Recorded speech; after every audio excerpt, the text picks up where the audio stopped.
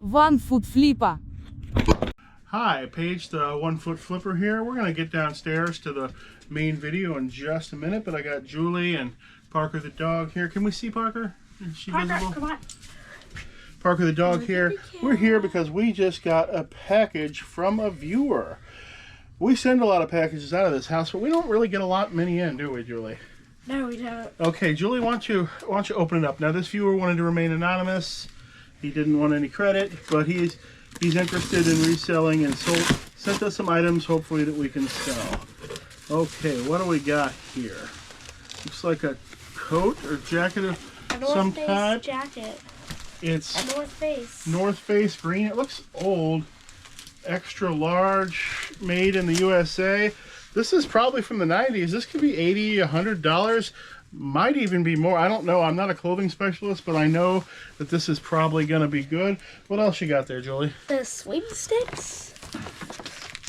Swinging sticks, desktop toy. I've never seen this, but designed in Germany. Looks pretty fancy. Anything else in the box? And a solar radio meter. I've never seen that before. Solar radio meter. Another desktop toy type item. Okay, well, I guess these ought to be up in the second store by the time you see this video. Okay, we didn't end up down in the basement. Instead, we are on the way to my buddy Jake's house. You saw him in This Seller Nearly Killed Me video. We're out to his place to pick up some more stuff. I'm here, Julie's here. You can't see her though because the camera's mounted at the moment. We did stop and get some McDonald's though, because why not? That's always fun. Now we're on the way out to his house. The three items that we unboxed earlier are now all for sale.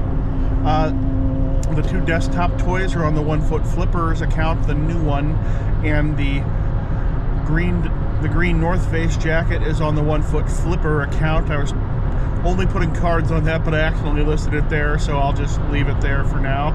So if you want those, you can check those out there. Somebody's already been blowing me up with lowball offers on the swinging sticks. Same person has messaged multiple times with basically half price offers, but I already have the cheapest one on eBay, so the next one that sells is gotta be mine. Now, some people ask me, they say, Paige, I've already got the cheapest one on eBay and it's still not selling. And the reason for that is because you're not always just competing against the exact same item that you're selling. You have phantom competition of other similar items in the same sphere. You know, I might have the best price on that swinging stick, but there might be some other cooler thing, similar thing available right now cheaper, and that's getting the sales. And that can even be when you have something very specific. You could have the only 1967 Datsun hood ornament on eBay, but if somebody else has a bunch of trim pieces or, you know, tail lights or whatever else at really good prices, that person restoring their Datsun, they might buy those items first because they're a better deal. That's why I think you should always want to have some sort of regular markdown schedule so you can make sure that things move. Doesn't necessarily mean you need to do it every week or even every month. Mine is actually every 3 months.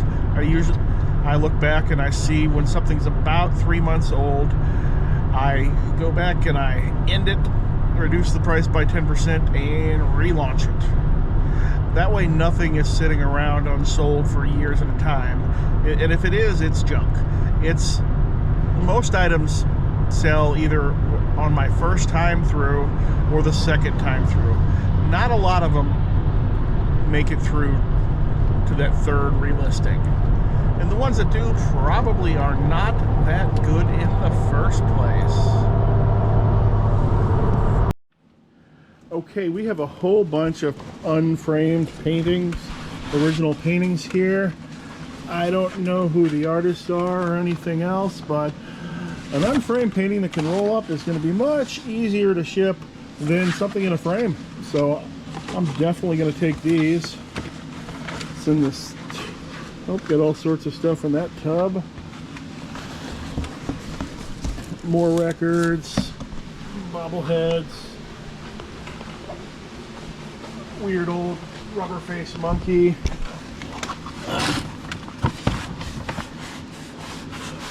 I can't really see what's in here yet. Alright, we got a Sony Handycam, Digital 8, Vivitar, SLR there. So is that called an SLR? I don't know. Either way, it's the 35 millimeter. I don't know what that is. These aren't going. My buddy asked for these. Sorry, bud. Okay, well, I can't get everything. No pheasants for you. I thought they were chickens anyway. Then we got just a whole bunch of metal. I'll have to go through all that later. I'm sure there's some treasure in here and some trash both. See, we got another camera. Oh, cow, that one's real old. 8 millimeter. I've had that same one. I think I have that same one right now. A Nook, probably never used. Still got the receipt on it. It's probably worth $5 now. Probably paid $150 for it. Cool. A lizard bracelet. That'll probably go fast. Hey, I'm not the crazy lamp lady, but that is a crazy lamp. And it's got big lion heads on it. Which is going to make my wife want to keep it. We're not going to, though. We don't have any place to put it. Oh, yeah. Got a vintage desk lamp there. Some other odds and ends in the basement. Stapler. Ashtray. Ashtrays are surprisingly good now, people, because they don't really make ashtrays anymore. Or at least normal stores don't carry them. So when somebody wants an ashtray these days, they tend to order one online. More binoculars. Somebody liked to look through the lenses at something. Looks like Julie here has found a wild chicken. Come closer, let us see the chicken. All right, where was that? Running around in the woods? It was running around, and me and her found it. Okay. All right, well, I'm glad you're having a great time. She's having a great time too. While we. These are ornaments. So if you want to put them on top of everything. Okay, we got some lady head ornaments.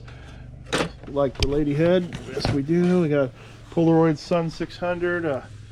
Polaroid One Step 600. Those are basically the same camera, only minor differences. Some ornaments, a tin top, still works.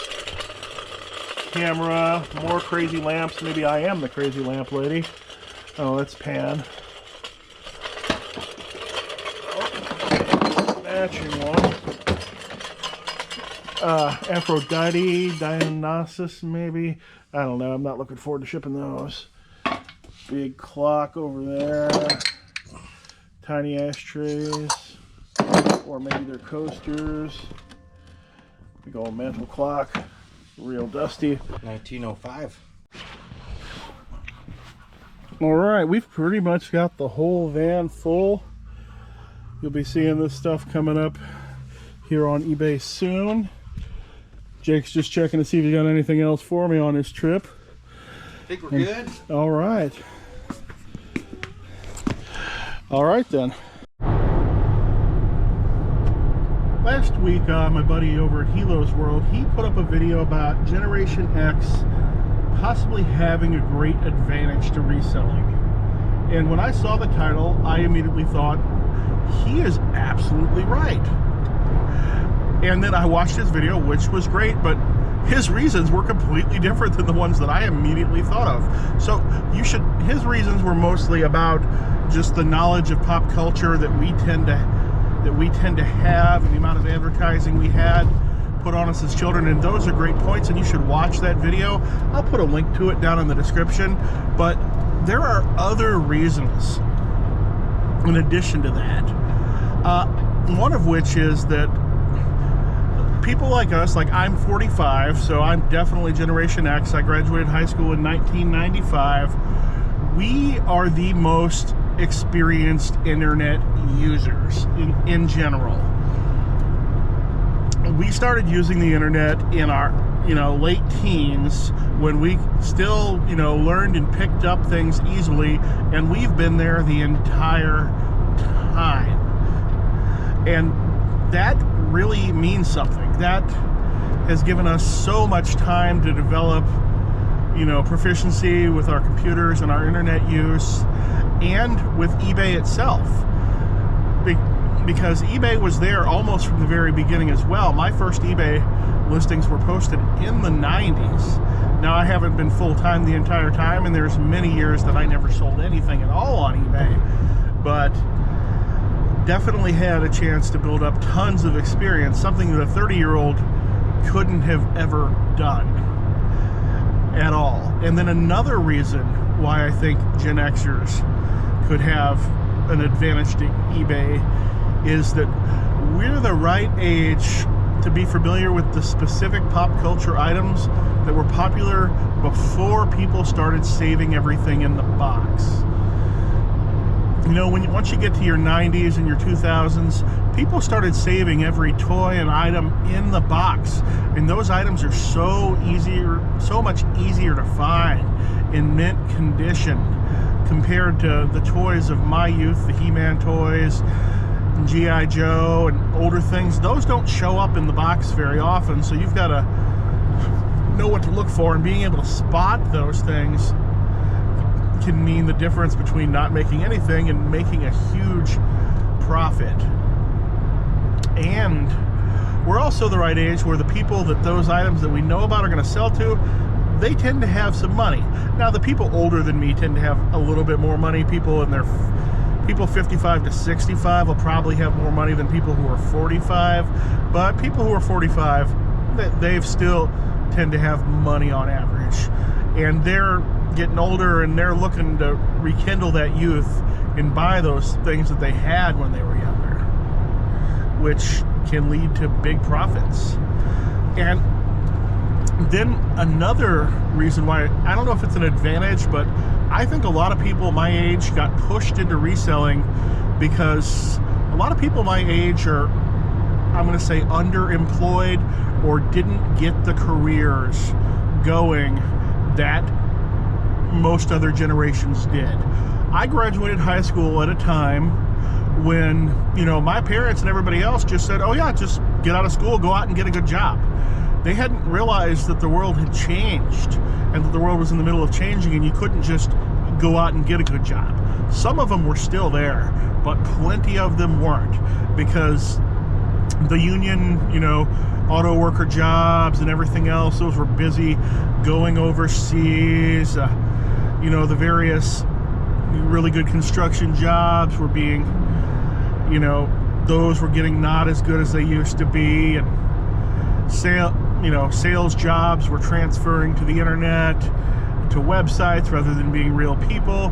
And a lot of those jobs that, men of previous generations just went out and got with their high school diploma, they were disappearing. And then at the same time, a little bit later on, the baby boomers were busy not retiring. And, if Bob's busy not retiring and extending that career 10 years, that's 10 years that the guy underneath Bob doesn't get promoted. And my generation ran into that big time. It really did. So I think a lot of us, like me, went into reselling for that too. I never got a great career going. I didn't graduate from college. Only went for one semester because I was trying to pay for it all myself while working 2 jobs, and it just didn't work out. And those great jobs just were not out there unless you knew somebody or lucked out, or I'm sure some people did great, but I wasn't among them. I topped out in my career field as I worked at a hotel, and I was on the management team. My official job was maintenance, but I spent more time really behind the counter in a suit, being more of an assistant general manager type person than I actually spent doing repairs in the hotel. And that's where I topped out at my career. And then I ended up in the financial downturn, ended up losing my job because another company bought the place. Ended up being a stay-at-home father for 5 years. Came back to work when my daughter went to school. I found a place, card store. They let me work there her exact school hours, even though it didn't pay much of anything. They let me work her exact school hours, which was cheaper than the best job I could get in pay daycare. So I did that. Then I lost the leg, and eBay was it for me. And that's where I'm at now. So post your comments. What do you think about Generation X? And check out Hilo's video on it too.